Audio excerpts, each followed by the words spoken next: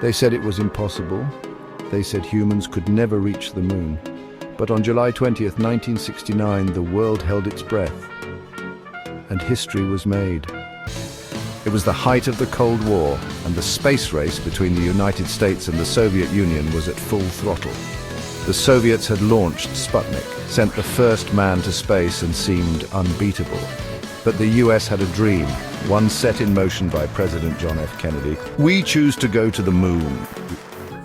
And so NASA built Apollo 11, a mission to prove that mankind could conquer the final frontier. On July 16, 1969, three astronauts, Neil Armstrong, Buzz Aldrin, and Michael Collins, blasted off from Kennedy Space Center aboard the Saturn V rocket. This wasn't just any trip. It was a 240,000-mile journey into the unknown. 4 days later, the world watched as Armstrong and Aldrin climbed into the Eagle lunar module.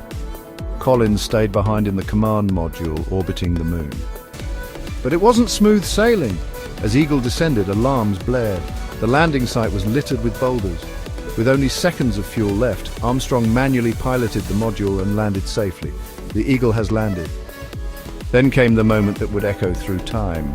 As Armstrong stepped onto the moon, he spoke the famous words, "That's one small step for man, one giant leap for mankind." Aldrin joined him, describing the moon as magnificent desolation. They planted the American flag, collected samples, and even got a call from President Nixon, probably the most expensive long-distance call in history. After 21 hours on the moon, Armstrong and Aldrin rejoined Collins and safely returned to Earth, splashing down in the Pacific Ocean on July 24th.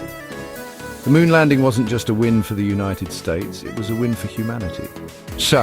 It proved that the impossible could be achieved, and since then we've set our sights even higher. Mars, anyone? If you found this out-of-this-world story fascinating, hit that like button and subscribe for more punny history.